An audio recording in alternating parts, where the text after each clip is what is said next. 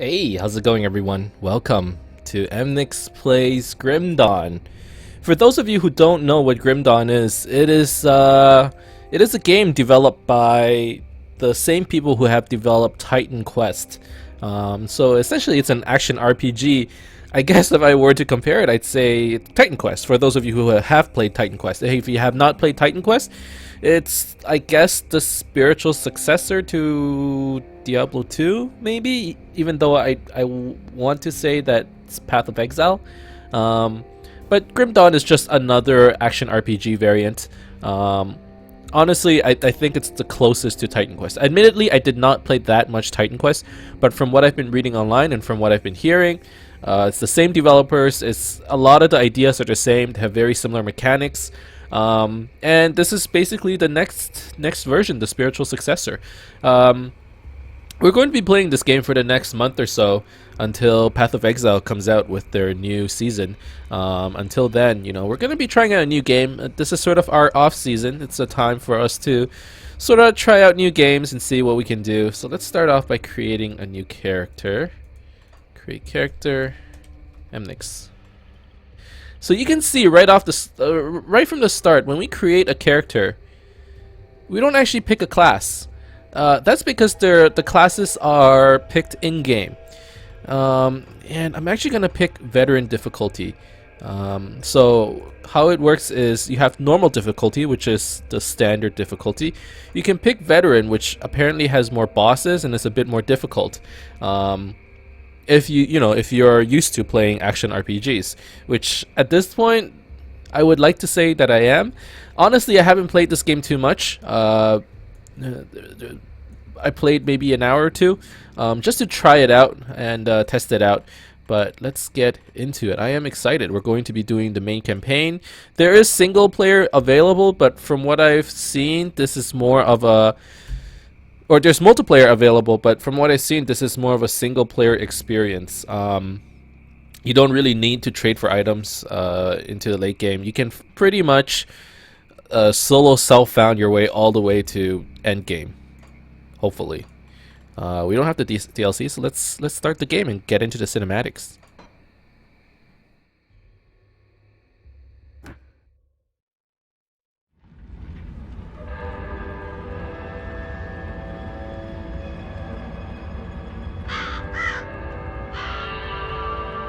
We paid a heavy price, but the trap worked. You seem surprised. It's been a while since we've had a win. How long will it hold? I've never entrapped a being like this. But the bonds hold, for now. How do we dispose of it? I'm just a witch. You're the soldier. If it bleeds, I can kill it. How do you kill a spirit, though? If you kill the mortal vessel while it's bound, the spirit may perish within. If it escapes... It's listening to us. What are you? Others of your kind name us ethereal. Why have you invaded our world? Your world. We existed first and were managed by your corrupt gods. Your kind opened the way, and now we return to reclaim what by right should be ours. I've heard enough of this rubbish. Let's hang it.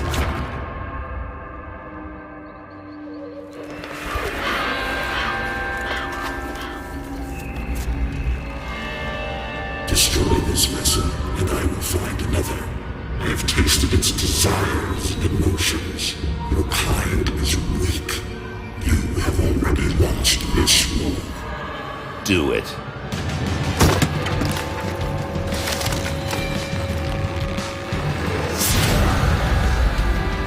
Captain! Cut him down! What? Are you mad? Better safe than sorry. The spirit has fled! This is a human now.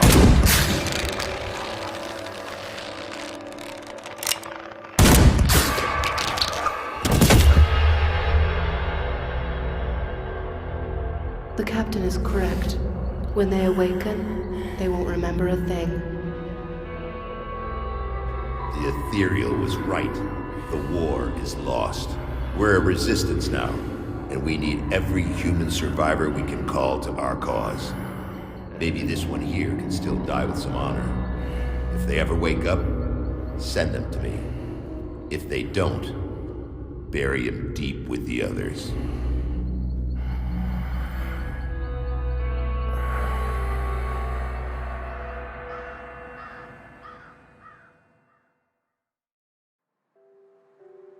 All right.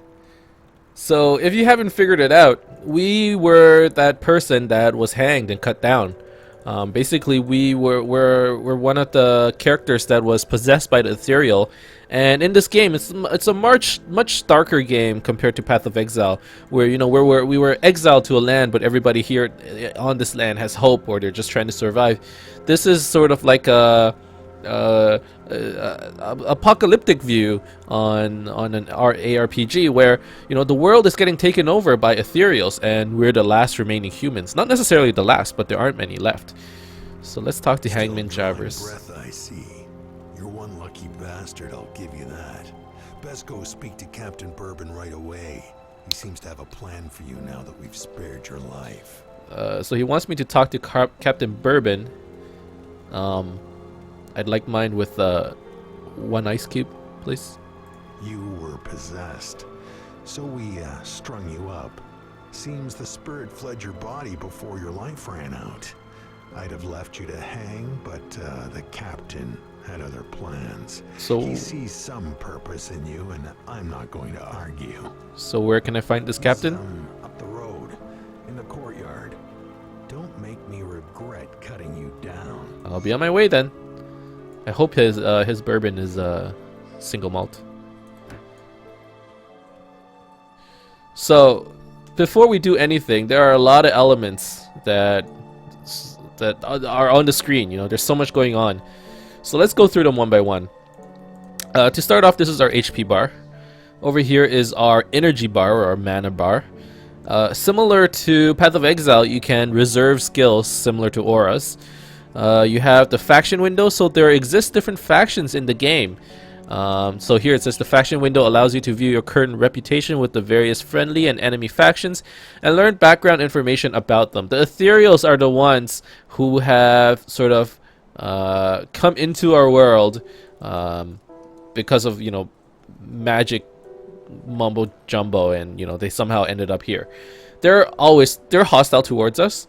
There's also another group faction called the Chthonians, who apparently they oppose the ethereals, but they also oppose us. There's the Devil Crossing, which is this city in itself, or this village, and these are all the survivors that are left. So it says survivors. That is the word used most often to describe the hardy denizens of Devil's Crossing. The men and women who made it through the grim dawn to form a small community within the ruins of an abandoned prison. They have seen all too many friends and family lost to the Taken, those found possessed by the ethereals. Earning their trust will prove no easy task, but with supplies running low and a looming ethereal threat on the horizon, they may just be willing to take a chance. So, the Grim Dawn. This game is called Grim Dawn, and what it is that the Arcanists of Cairn delved into... They did some magic stuff, and they opened up a gate called a rift. The ethereal descended upon Cairn, as it says, in what is now known as the Grim Dawn, and then they started possessing people and killing people. They came through the rifts, blah blah blah. Our map looks like this. This is our local map. If you look at the world map, you got this big area. This is the world of Cairn. Cairn? There's no such thing as... I don't think there's such a thing as Act 1, Act 2, Act 3, or 4. You do go through acts, but they're all on this map, so you can see everything. Act 1 to 4 will be on this entire map. So with that said, so down here we have HP potions, mana potions, a bunch of skill bindings. What else is there?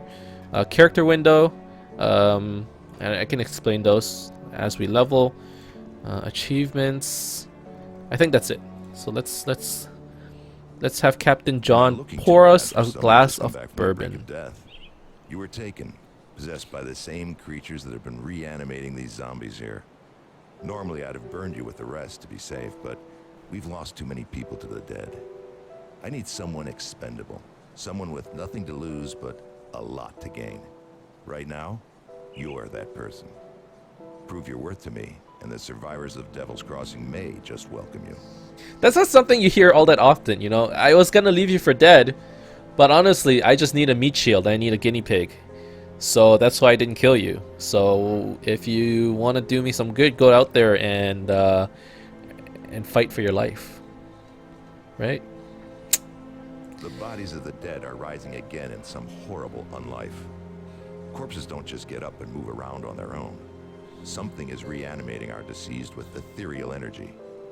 We have observed the dead for some time, and they appear to be flooding Lower Crossing from the Burial Hill, just beyond town.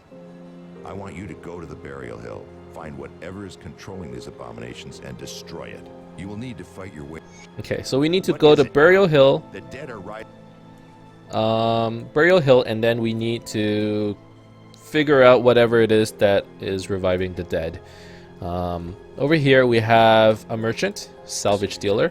So there is a currency in the game, unlike Path of Exile, and it's called iron pieces. Currently we have none. We are level 1 right now, and over here you see something called rifts. So these are the equivalent of waypoints. Over here you can see rifts that we can discover, and once you get to a rift, it's essentially your save point or your waypoint that you can use. You can press L to create a personal rift, and what that lets you do is, instead of actually teleporting to town, this thing acts as a personal waypoint. So I can teleport from this rift, which is over here, to my rift, and it's basically just an extra wormhole, I say. So let's start going out into Lower Crossing, getting to Burial Hill.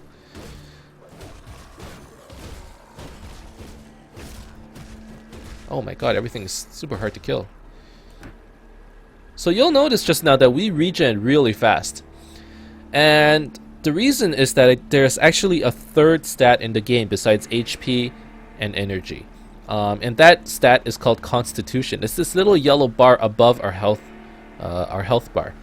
How it works is when we lose HP and then we exit out of combat, we regen our health and then we lose Constitution. Constitution is gained by eating food. I think it's mostly eating food. And then let's take this, more DPS. Yeah, Constitution is gained back by eating food. Otherwise, every time we need to regen health after combat, we would be losing Constitution. So that's basically the gist of it.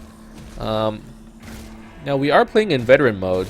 I have been playing in normal before, so everything's actually really hard to kill.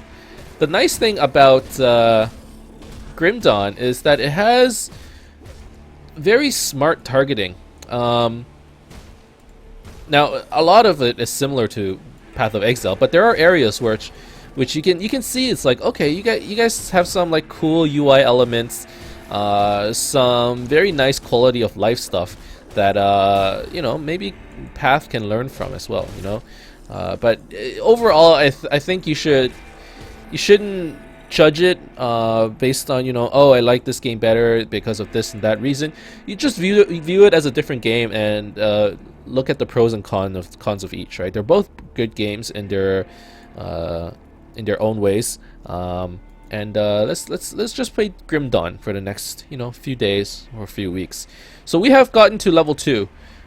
First thing we do is we can put 1 point into one of our attributes. The 3 attributes are Physique, Cunning, and Spirit. Physique gives us bonus HP and bonus health regen.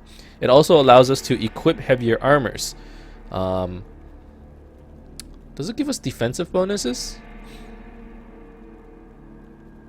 Maybe. Cunning gives us increased physical damage, increased pierce damage, and increased duration damage. And Spirit gives us increased magical damage, increased duration damage, increased energy, and increased energy regen. Just like Path of Exile in the beginning, I think Physique is pretty important. You kind of need it just for HP, just to put on heavier armors. You'll always need that. And then we get to put it in skill point. You'll notice here that you first have to select the class. So this is where we pick the class that we want to play. Honestly, I don't know the classes too well. I haven't played too much. But I didn't really do it. I thought the Nightblade looks pretty cool. It looks like an assassin kind of thing. And it's blue. I like the color blue. So the cool thing about this game is that you can actually pick 2 classes and merge them together, and assign skill points from both trees. So that's basically the pull of Grim Dawn, or that's the special feature. So the soldier, I think it's quite defensive. It uses, you know, standard attacks. You can consider it as like a standard melee attacking or range attacking kind of class. Demolitionists, I think they have a lot of fire damage. Occultists, I kind of see them as sort of the debuff class. They have a lot of poison damage. They have a lot of curses and stuff like that. The Nightblade is sort of the assassin. They have dual wielding. They have cold damage. That's about it. Arcanist kind of deals with all the elements. And Shaman, I guess they're like the summoner class.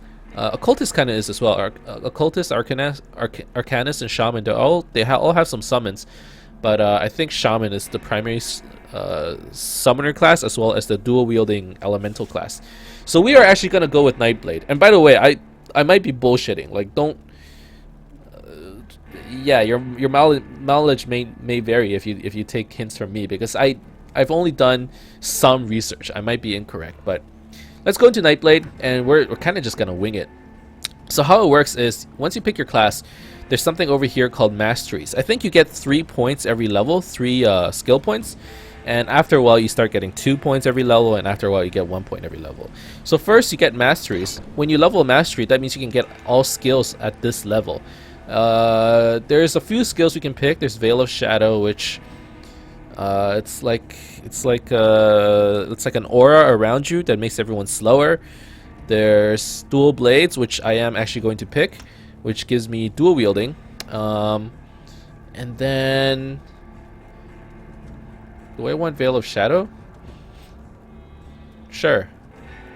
So let's get Veil of Shadow, 1 point, and Dual Blades, another point. So now we're done skilling.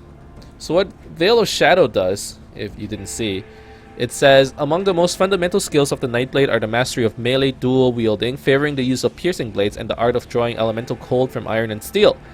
This is a melee dual wielding bonus, enables the ability to dual wield melee weapons. So this skill allows us to have 2 weapons. So typically, I don't think you're allowed to dual wield in this game unless you have some kind of skill or some kind of item that allows you to. And then this skill is Veil of Shadow. So what I can do is I can add it into my slot, and I can toggle it, and it's basically an aura that decreases the offensive ability of everyone around me and their speed. So it's like a temporal chains blasphemy aura. For those of you who play Path of Exile. If you don't, it's an aura, right? And this skill, it only gives us the dual wielding ability. We don't get anything special. So we'll be using the default attack for a while, up until at some point where we can get an actual skill for ourselves. So there are some cool elements in Grim Dawn.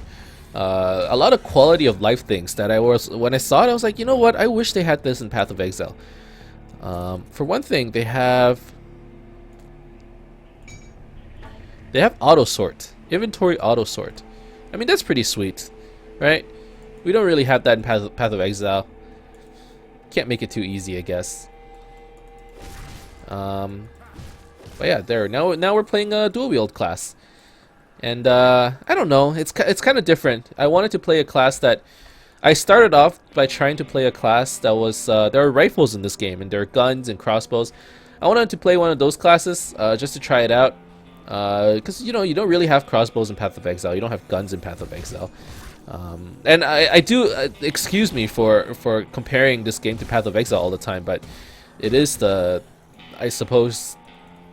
the game that I know best. And I think at this point it's probably one of the... It's up there in terms of action RPGs. So I think it's pretty safe for me to make that comparison.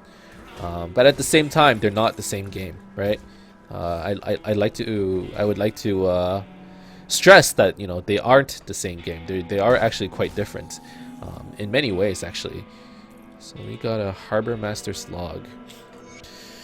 So getting one of these items gives us some lore into the game. So, I mean, we can read it if you want. Autumn fogs are appearing early this year, but traffic remains unusually high. There is a steady flow of small craft coming down from Malmouth and other townships to the northeast. Some of the boats are barely afloat, burdened with what looks like people's every possession. These travelers, sometimes entire families, bring with them strange tales of wars and the unnatural. Bunch of hogwash riling up the soft townsfolk. Can't complain though, keeps the docks busy. Most are westbound, trying to get as far away as they can. The lads at the docks are starting to lose their nerve. Some have talked about settling out west themselves, but I've assured them this is all nonsense and will pass. Youth are easily caught up in the energy of the moment. So I'm assuming this guy died. So this guy must have been an owner of an inn and thought that, you know, all the people running away, all that was just a bunch of horse rubbish. And he's probably non-existent at this point, if I had to guess. So, as you can see, this game has breakable objects. And I think the environment can break too, or something like that. But it's really hard to see the breakable objects. This game kind of... Here's where it differs from something like Path of Exile or even Diablo. This game kind of wants you to go out and explore everything for yourself. And as such, you know, the areas are really big too. You know, it wants you to go out to explore, wants you to go out to read all the bits of lore and stuff like that, break down the doors. And I know it's kind of there are areas which don't show up on the map, like there's secret areas, all kinds of stuff that makes it a little bit different from a standard, you know, RPG or ARPG. At the same time, though, it differs from ARPGs or from Diablo in the sense that they don't have randomly generated areas. These maps are static throughout the game. Dungeons, I don't think they're randomly generated, so you kind of know the layout fully. In that way, they're able to, you know, place like secret items and all that stuff without any trouble. So let's okay. So we leveled up. Let's level, I don't know. Let's level our mastery a bit so we can start getting this other skill, this sheer skill, which apparently gives us a bit of AoE in our default attacks. And if you look, this is our first class. When we hit level 10, we can pick a second class, and over time we can get devotion skills too. Apparently there are 50-something devotion skills available to you. And if you look at this, you know, instantly you're reminded of Path of Exile passive trees. So, you know, there is a lot of customization available in this game. And much like Path of Exile, I feel like a lot of people who play this game, they like to theory craft. And, you know, create a bunch of builds on their own. And that's basically what's really fun about this game. So it does scratch a very similar itch, but at the same time, you know, I keep stressing it. I keep saying it. It is a different game, right? Okay.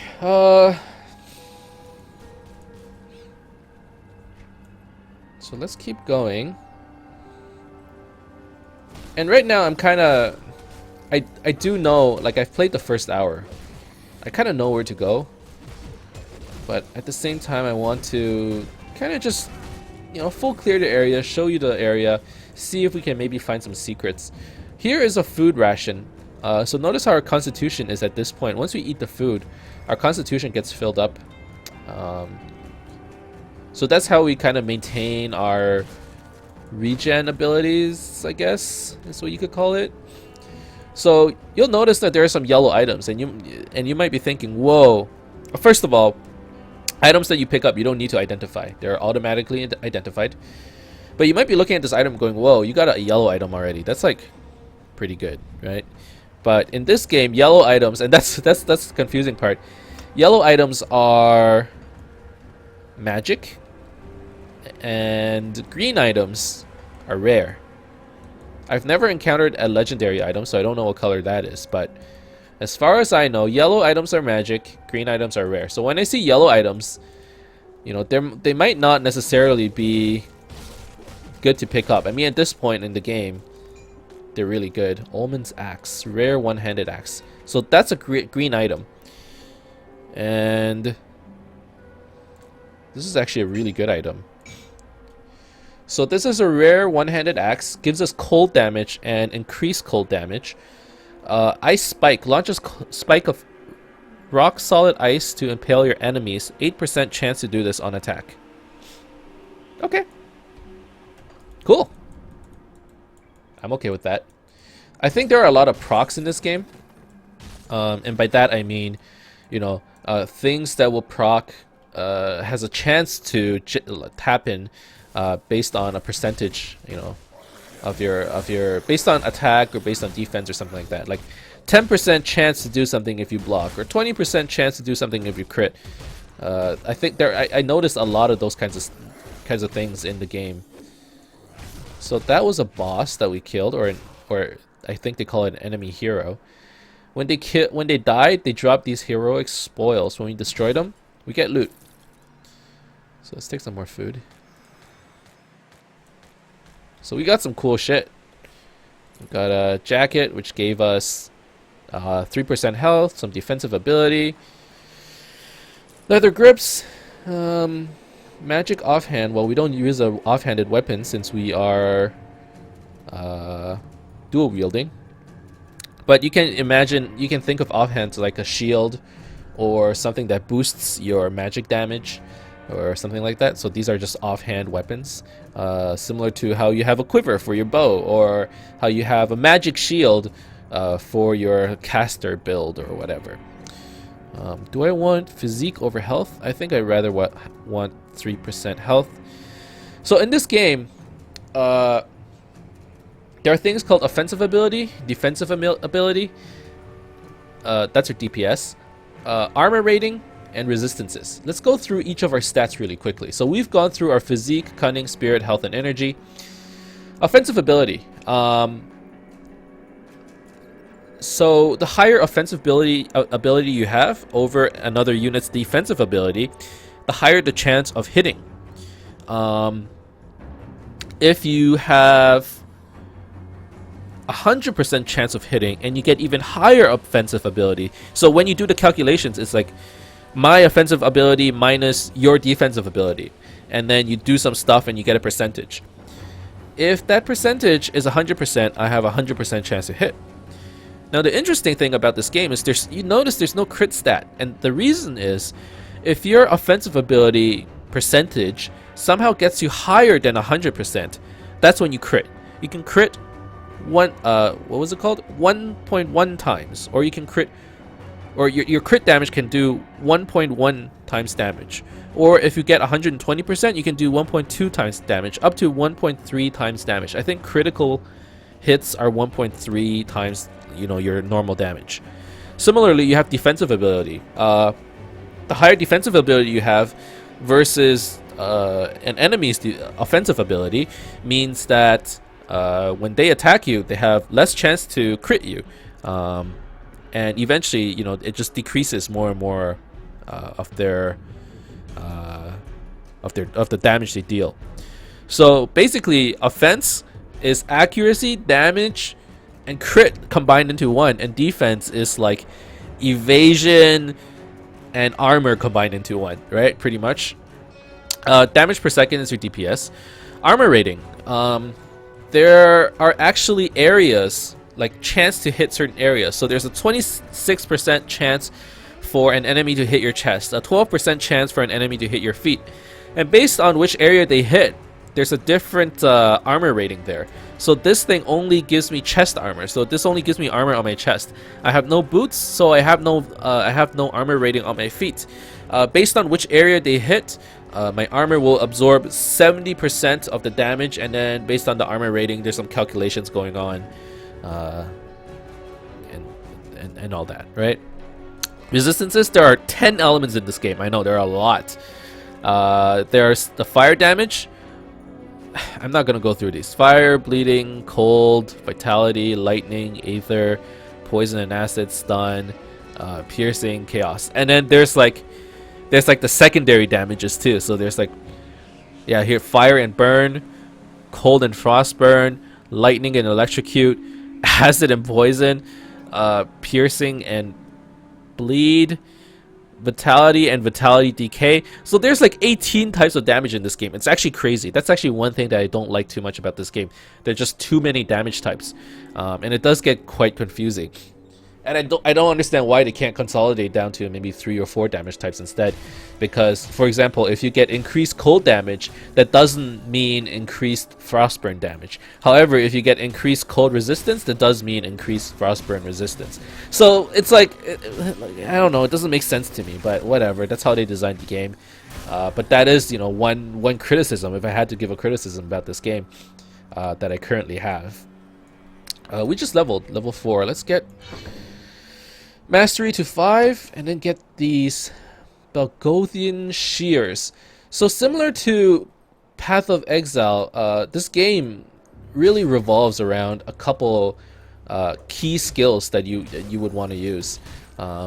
So currently I'm just gonna level up this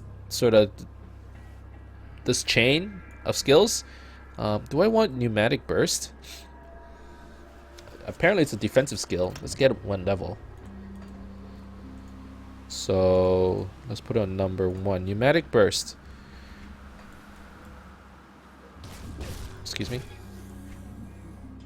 Secret martial technique of the Night Blades enables you to draw vital breath or pneuma. It costs 15 energy. It has a 10-second cooldown. It lasts for 20 seconds. It gives us healing and speed. Okay, cool. So that's gonna be our oh shit button for now. What's happening here? So this skill that we got, Belgothian shears, you saw just now we did a slam when we did a default attack. So like I said, there's a lot of procs in this game. There's an 8% chance for us to do what is it? 165-degree arc attack, and it can hit 3 targets, and it does damage. So it's basically an AOE. Let's pick these up. So here's some more lore. I'm not gonna read it. I'll just show it to you real quick. If you want to read it, you can pause the screen right here. Here's the first entry. And here's the second entry.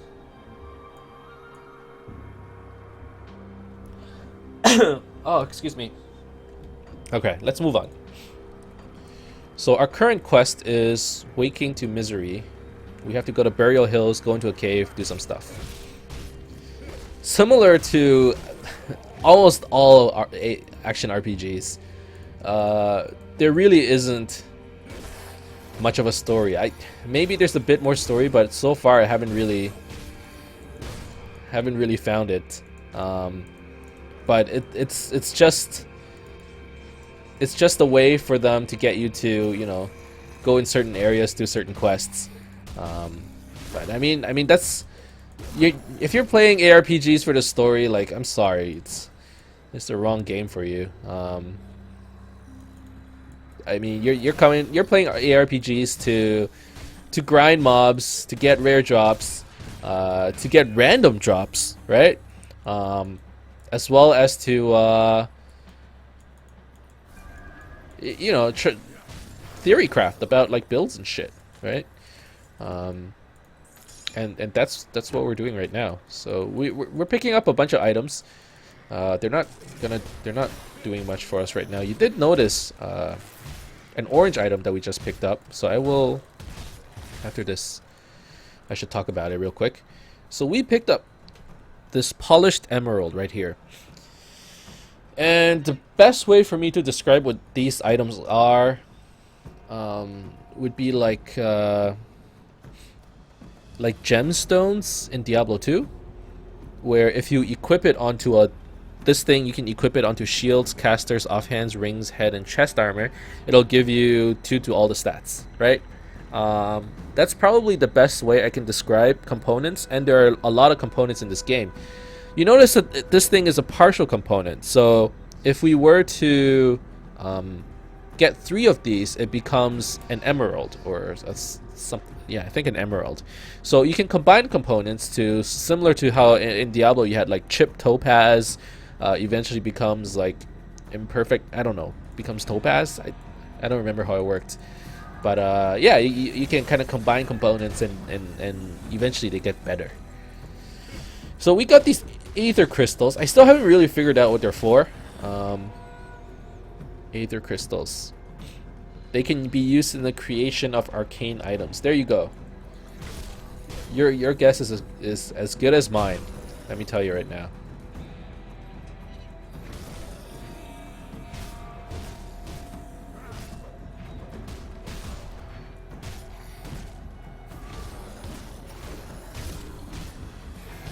All right.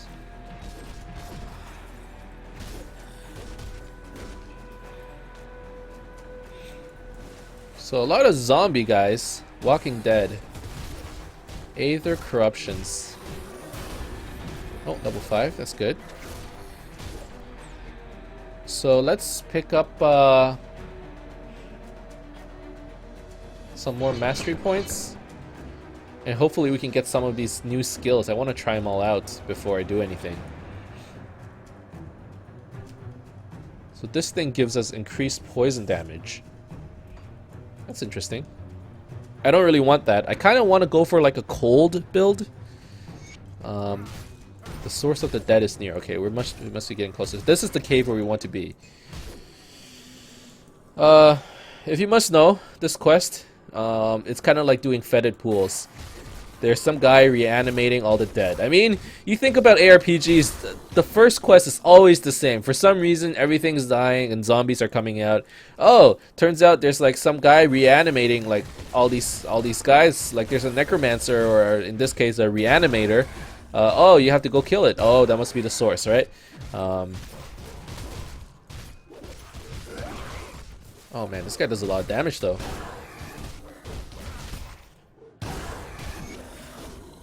Okay, enemy boss killed.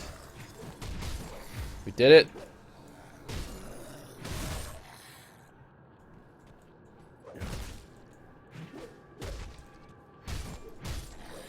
So, I feel like this game rewards patience over clear speed. Sometimes you kind of, especially with a build like with a character like this, apparently, where you know you're kind of going all out DPS. You kind of need to go in, back off a little, go in again.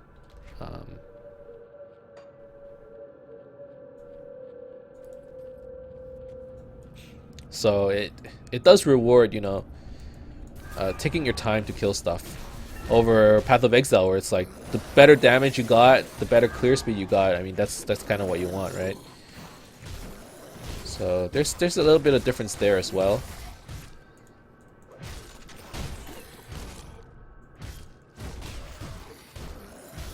Alright. My inventory is full. No, it's not. There you go. Trauma damage, we don't need that. Silver band. Silver band. Silver band. New pants. Yes. And this thing is called a ruined shrine. The shrine is ruined and needs to be restored. Are you sure you want to place this offering? Let's offer it. When we offer a shrine, so there are shrines that are in static locations around the world in the game. Every time you restore a shrine, you get a devotion point. And with the devotion point, you can use it on this tree, on the devotion tree.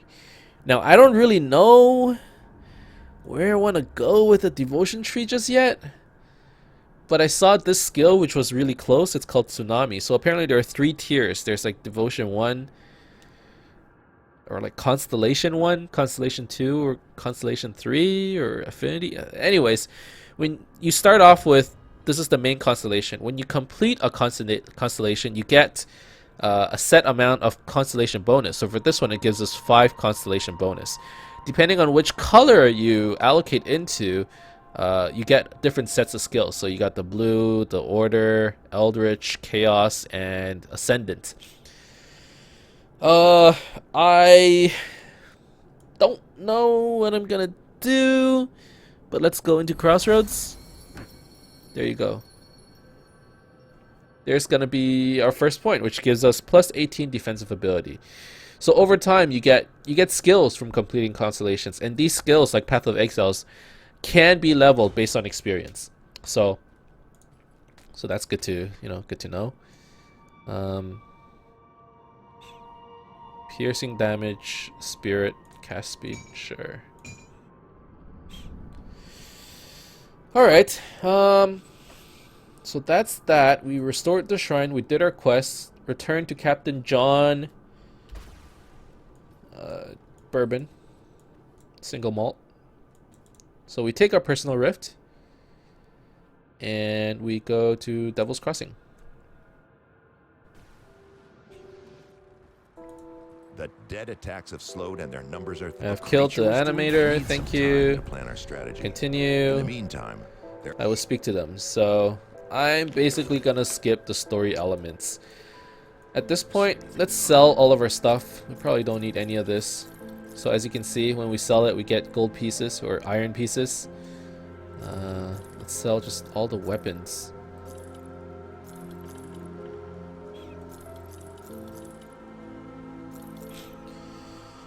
Okay. And the rest we will keep. Looks like there are a bunch of other quests that we can do. Now that we have completed the first quest, we have access to Devil's Crossing. So we have the access to the actual village. Let's pick up all the quests. So Harmond, he wants me to kill people. Okay. Send you over? Barnabas done quite a service with the dead. wants me to collect scrap. I have 2 already. I need 5. Scrap materials such as bolts, leathers, cords, and low-grade metals that can be used to fasten together items or structures. And then who else do I need to talk to for quests? This person, Sybil Hart, wants me to find Milton Hart and collect this amulet. Okay. And Greetings, child. Sedina, the witch, mother of Sabrina, the teenage witch. Should you require it, I offer spiritual. My knowledge of I'm afraid that I troubled memory. My knowledge of Okay. So this person is actually the spirit guide. So what she lets us do is we can actually respec our build at the cost of iron bits, iron pieces, iron bits, whatever. So it is possible to respec your build later on. And it doesn't cost too much from the looks of things. But I suspect that later on, as you get to higher levels, it will add up. So I can put a level in Nidala's Hidden Hand. I feel like just a value point is pretty good. It gives us some damage. Sure, let's do it. Okay. What else is there? Any more quests? There's a guy over there. Welcome to Hello. my workshop. I saw you fighting the Captain said you wanted to speak to me. Anything, do you? Excellent. I have to say. He wants me to find somebody. And I think that's all the quests in the area. You got a person over here who is the quartermaster, Ellis. He will sell you items based on your reputation. So as you do more quests here, you get better reputation, and in turn you can eventually buy better items. As you can see right now, we are tolerated in Devil's Crossing. We have 500 reputation out of 25,000. Once we get to 1,500, I guess we will be friendly with them. 1,000. We have 1,000 left. But yeah, that's the first episode of Grim Dawn. I hope that gave you a good idea of how the game works. Honestly, you're learning along with me. You know, I haven't played that much. I don't know too much. Hopefully, we'll discover this game together. And I hope you enjoyed this series. So that's the end of this episode. I hope you enjoyed it. If you did, as always, you could leave a like and subscribe to my channel for more updates in the future. It would really help to leave a like, especially for the first episode of the I guess of the playlist. So I hope you did enjoy it. If you have any comments, you know, whether you've played it before, or with any builds that you like, anything I should watch out for, feel free to leave a comment and let me know. Otherwise, keep in touch, guys. I'll see you guys next time. Bye bye.